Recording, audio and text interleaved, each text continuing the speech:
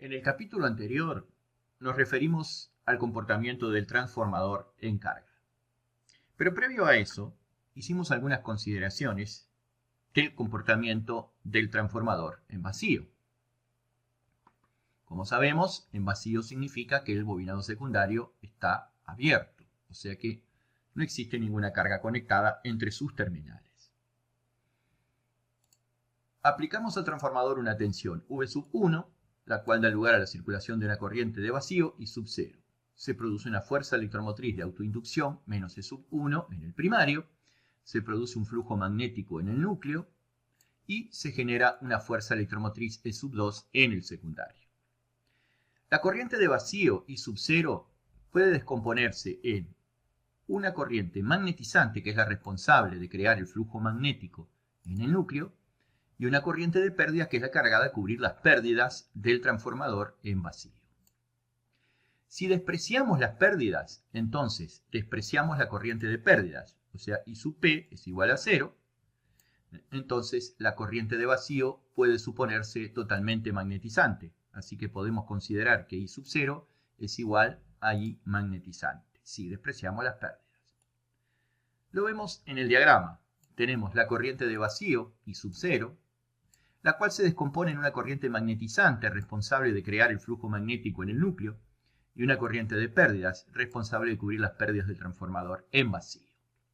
Como la corriente de vacío es muy pequeña, podemos despreciar las caídas de tensión internas en el bobinado primario, por lo que podemos suponer que V1 es igual a menos E1. En este caso, entonces, en el diagrama, allí donde estaba menos E1, sustituimos por V1. Ahora tenemos el transformador en carga. Hemos conectado en los bornes del secundario una impedancia de carga a la que llamamos ZL. Eso da lugar a la circulación de una corriente I2 a través del secundario y evidentemente esa corriente produce una caída interna, con lo cual la tensión en bornes es igual a la fuerza electromotriz menos las caídas internas. En el bobinado primario circula ahora una corriente I1, distinta de la corriente I0 de vacío, de mayor valor, dado que ahora existe una demanda de carga en el secundario y por lo tanto el primario toma de la red una corriente mayor. La tensión aplicada al primario es V1. En dicho bobinado primario se induce una fuerza electromotriz de autoinducción menos E1 y en el núcleo se produce la circulación de un flujo magnético.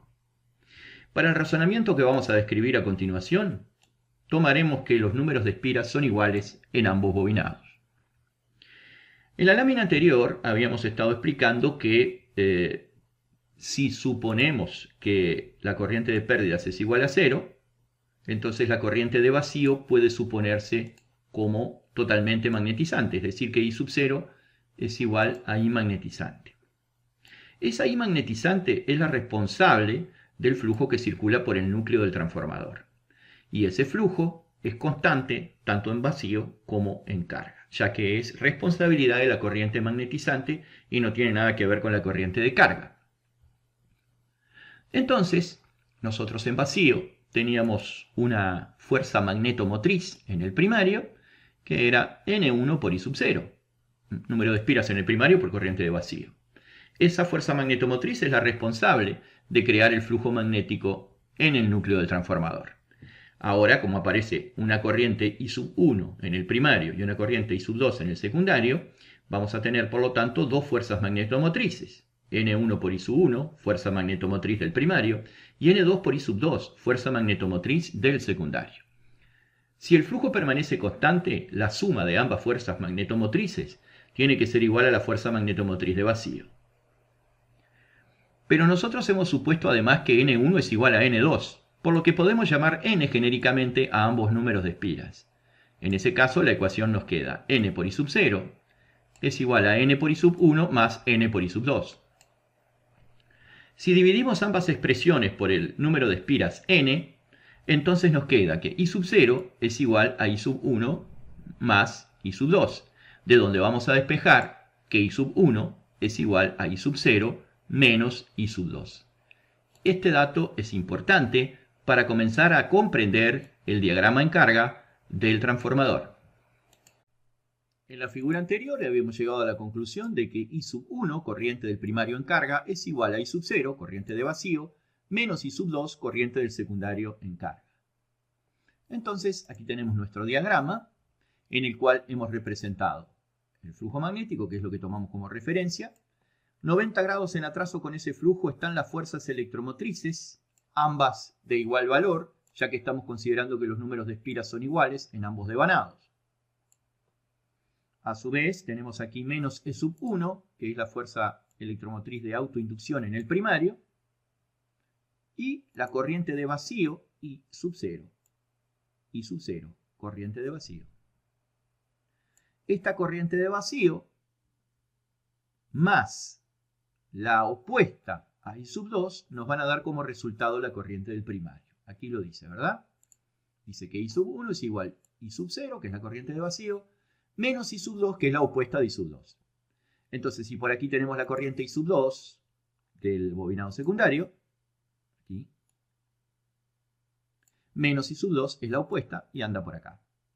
Hacemos el método del paralelogramo, la resultante entre I sub 0 y menos I sub 2 es igual a I sub 1. Este es el comienzo del diagrama en carga del transformador. Hechas las consideraciones previas, estamos en condiciones de interpretar el diagrama en carga del transformador. Tenemos por un lado el flujo magnético en el núcleo, que es el que tomamos como referencia. 90 grados en atraso con respecto a dicho flujo estarán las fuerzas electromotrices E sub 1 y E sub 2, que serán iguales ya que estamos suponiendo que los números de espiras en el primario y en el secundario son iguales. Tenemos por aquí la corriente I sub 2, corriente del secundario, ya que el transformador se encuentra en carga. Y tenemos por aquí la tensión V sub 2, tensión en bornes del secundario. Por aquí está la corriente de vacío I sub 0, que sabemos que si a esa corriente de vacío I sub 0 le sumamos el opuesto de I2, o sea, I sub 0 menos I2 es igual a I1, corriente del primario en carga. Por aquí tenemos la fuerza electromotriz de autoinducción en el primario, que la representamos opuesta a E sub 1 por ser de signo negativo. Y ahora vamos a trazar los vectores correspondientes a las caídas de tensión internas en el bobinado primario. Tenemos una caída por resistencia, que es en fase con la corriente, es decir, con la corriente I sub 1. Por lo tanto, este vector R1 por I sub 1 es paralelo a I sub 1. En cuadratura con este vector tenemos la caída por reactancia, X1 por I1, y la suma de ambas caídas más la fuerza electromotriz de autoinducción determinará el valor de la tensión en el primario V sub 1. Aquí tenemos la ecuación, fíjense ustedes. V sub 1 es igual a fuerza electromotriz de autoinducción más las caídas internas.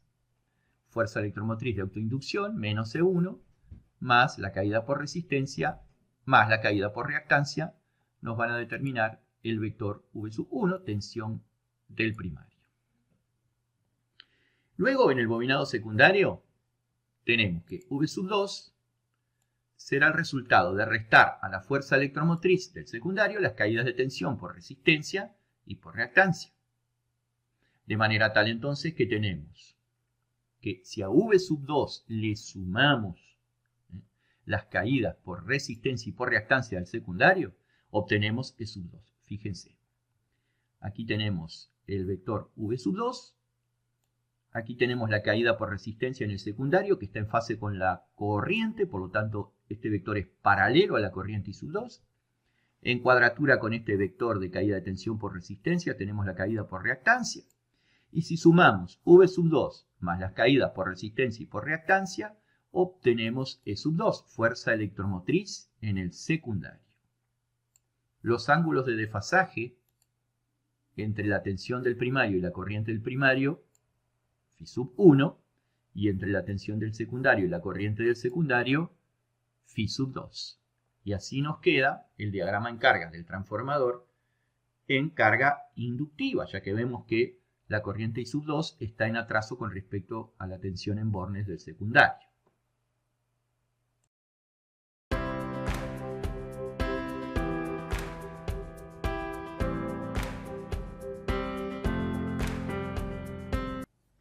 Hola, ¿qué tal amigos? ¿Cómo están? Bienvenidos. Continuando con el tema transformadores, vamos a volver al diagrama en carga. Este es el mismo diagrama que habíamos presentado en el capítulo anterior, es decir, el secundario con carga inductiva. Ya habíamos explicado previamente cómo se realiza este diagrama y habíamos interpretado todos los vectores, etcétera, etcétera. Como podemos ver en un transformador con carga inductiva, el desfasaje entre la corriente, vamos a buscar aquí nuestra herramienta adecuada, aquí así le muestro los vectores. Esta es la corriente primaria I sub 1, que está desfasada en atraso con respecto a la tensión V sub 1. Así aquí se determina un ángulo de desfasaje al que llamamos phi sub 1, ángulo de desfasaje en el bobinado primario. Como podemos ver, la corriente queda en atraso con respecto a la tensión, un cierto ángulo, de manera tal que un transformador con carga inductiva en el secundario, para la red se va a comportar como una carga inductiva. ¿Por qué? Porque el primario, que es el que se conecta a la red, vemos que tiene comportamiento inductivo, por cuanto la corriente atrasa con respecto a la tensión. Veamos ahora un transformador en carga cuando el secundario tiene carga resistiva pura. Tomamos como referencia el flujo magnético, como en todos los diagramas. Por aquí anda el flujo magnético. Las fuerzas electromotrices están atrasadas 90 grados con respecto al flujo que las crea, de acuerdo a como habíamos convenido cuando comenzamos con el tema transformadores.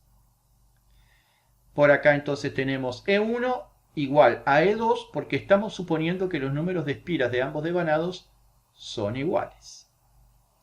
Luego tenemos la tensión en bornes del secundario y la corriente en el secundario, que por tratarse de una carga resistiva pura va a estar en fase con la tensión.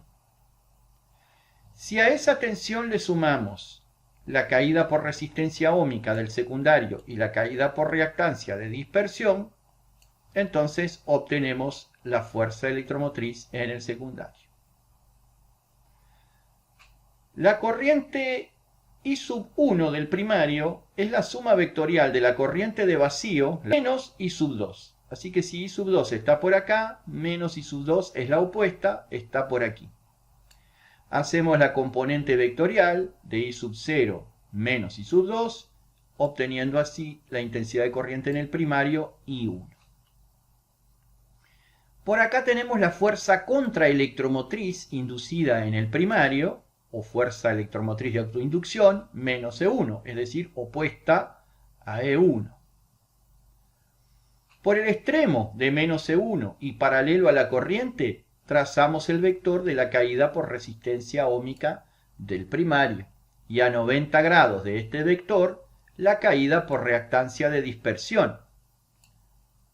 Si sumamos vectorialmente menos E sub 1 más la caída por resistencia más la caída por reactancia, obtenemos la tensión V sub 1 en el primario.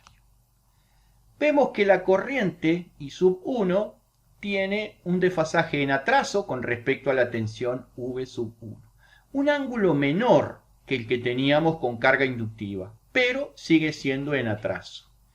Por lo tanto, aquí podemos ver el ángulo, ¿sí? El ángulo phi, que es el ángulo de desfasaje del primario, entre la tensión del primario y la intensidad del primario. Y después tenemos otro que es el ángulo phi sub 2, que en este caso vale 0, porque la tensión y la corriente en el secundario están en fase, ya que se trata de una carga resistiva. O sea, aquí en el primario la corriente I sub 1 sigue estando atrasada con respecto a la tensión V sub 1, pero un ángulo menor al que teníamos con carga inductiva en el secundario. Es decir, que para la red un transformador con carga resistiva se sigue comportando como una carga inductiva, ya que en el primario la intensidad retrasa con respecto a la tensión. Veamos ahora qué sucede si en el secundario tenemos una carga capacitiva. Como siempre, tomamos como referencia el flujo magnético En atraso con respecto a este flujo están las fuerzas electromotrices E1 y E2 que consideramos iguales ya que estamos tomando iguales los números de espiras en ambos bobinados. La fuerza electromotriz de autoinducción en el primario menos E sub 1 será opuesta a E sub 1, por lo que la ubicaremos aquí. Esta es la corriente de vacío I sub 0, la cual I sub 0 menos I sub 2 será igual a I sub 1. En el secundario tenemos I sub 2, que aparece adelantada con respecto a la tensión V sub 2 en bornes del secundario. ¿Por qué? Porque es una carga capacitiva. Paralelo a la corriente I sub 2, trazamos la caída de tensión por resistencia en el bobinado secundario, y en cuadratura con esta caída por resistencia, trazamos la caída por reactancia de dispersión. Si sumamos la tensión en bornes, más la caída por resistencia, más la caída por reactancia, obtenemos la FEM E sub 2 en el secundario. Menos I sub 2 va a ser la opuesta de I sub 2, o sea que va a estar aquí a 180 grados. Hacemos la componente vectorial, I sub 0 menos I sub 2, y obtenemos la corriente en el primario I sub 1. Por el extremo de menos I sub 1 y paralela a la corriente I sub 1, trazamos la caída de tensión por resistencia del primario.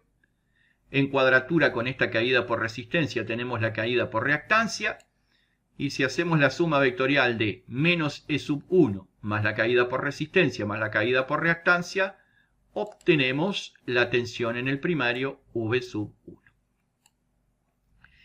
Vemos que en este caso, I sub 1 está en atraso con respecto a V sub 1, o sea que el primario tiene comportamiento inductivo, aunque el ángulo es todavía más pequeño que con una carga resistiva. No obstante, dependiendo del ángulo φ sub 2 de desfasaje entre la tensión y la corriente en el secundario, se puede dar el caso de que el ángulo de desfasaje entre V sub 1 e I sub 1 sea 0, es decir, que el primario presente un comportamiento resistivo.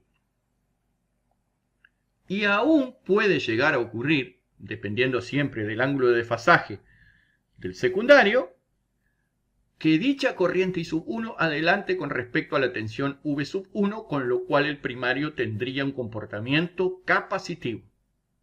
Es decir, que cuando tenemos una carga capacitiva en el secundario, en el primario podemos tener comportamiento resistivo, inductivo o capacitivo, lo que significa que la red va a ver al transformador como una carga resistiva, inductiva o capacitiva, dependiendo del ángulo de desfasaje entre la tensión y la corriente en el secundario, para carga capacitiva, ¿verdad?